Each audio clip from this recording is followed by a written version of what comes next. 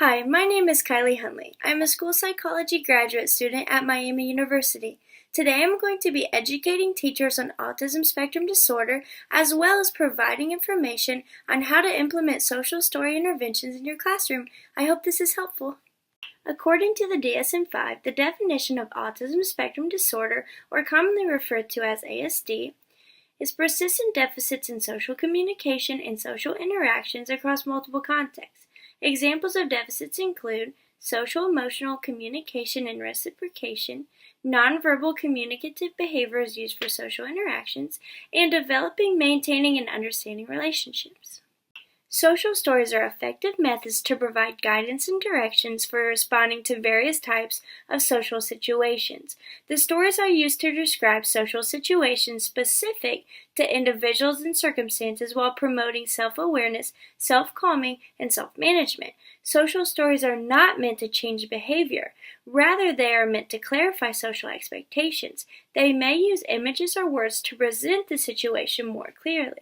Identify a situation in which the student is having difficulty understanding or exhibiting appropriate behavior. Social stories are written for a variety of purposes based on a student's experiences or responses to events and situations in his or her world. Some common topics include responding to cues in the environment, like a fire drill for example, or describing other people's points of view, defining new routines, upcoming events, and outlining roles and expectations. When positive behavior is exhibited from the student, social stories can be linked with the token economy and positive reinforcement. This provides the student with added motivation to reach desirable behavior.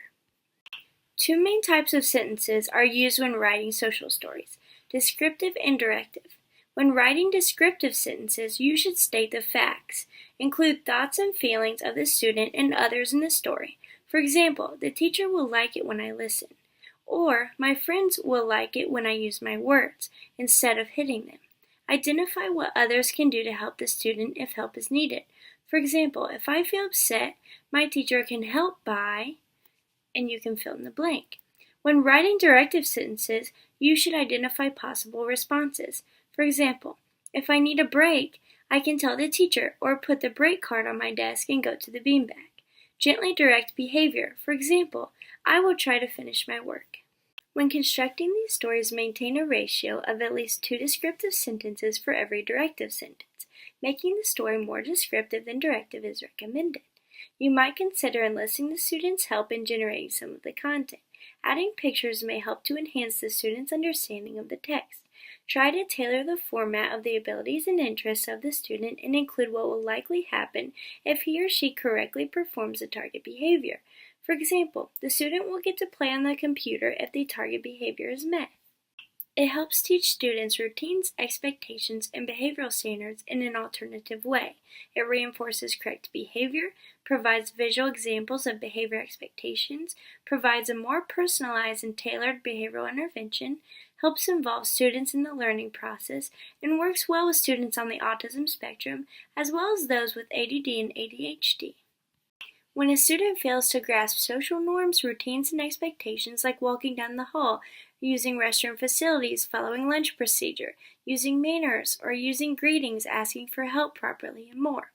When a student is disorganized or unprepared, when a student needs constantly reminded of class rules, routines, and procedures, when a student lacks social skills, does not respond to cues, redirection, and refocusing, or when a student fails to complete work, homework, and fails to meet expectations. Next, I will be showing a video that demonstrates how a teacher would implement a social story intervention using a token economy to a middle school age student. Doing my work makes me happy. When I'm at school, my teachers help me. And my teachers help me learn new things. When I do my work, I earn tokens and I get to play on the computer. When I don't do my work or scream or rip my paper, I won't get to earn tokens.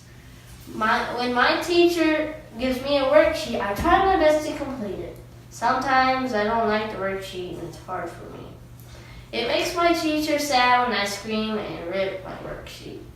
I like to make my teacher happy and I like to earn tokens. If I feel mad about my worksheet, I raise my hand and ask, "Will you help me or can I have a break?" If I ask, my teacher will be happy and I will earn tokens. Okay, so what should you say if you get mad? Can I have a break? What happens if you do good work? I get a token? So do you get your tokens if you scream or rip your paper? No. Okay, good. Let's do your work.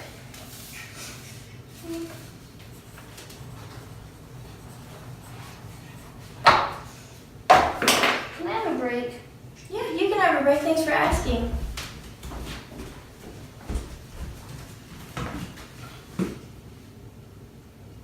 You have 15 seconds.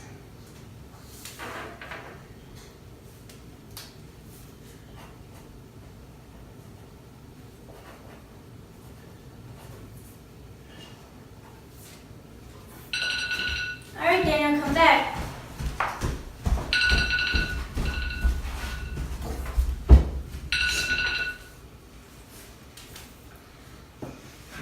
Okay, get back to work. I like how you asked for a break. I'm finished. You need to do 2 more lines and then you can be finished.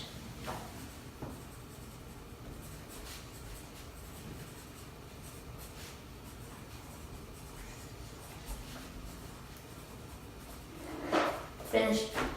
Let me see. Okay, good. You earned your last token. You can play on the computer now. Good work. Yes! Once the story has been implemented for a full week, assess the effectiveness of the story.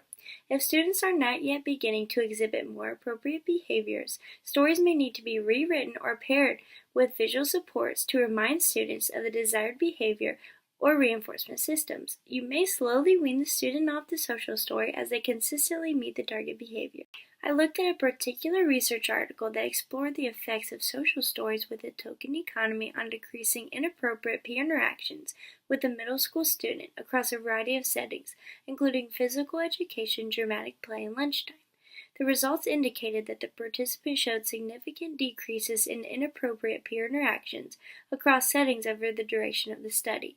The participants showed consistently higher levels of inappropriate interactions during baseline.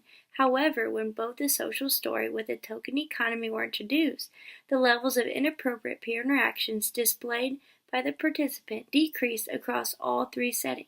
I hope you feel educated on autism spectrum disorder and social story interventions and how they can be implemented, and how they can help students. For more information regarding ASD, evidence-based research on social story interventions, and examples of social stories, please use the following resources I've provided below. Thank you, and I hope you can implement this intervention in your classrooms.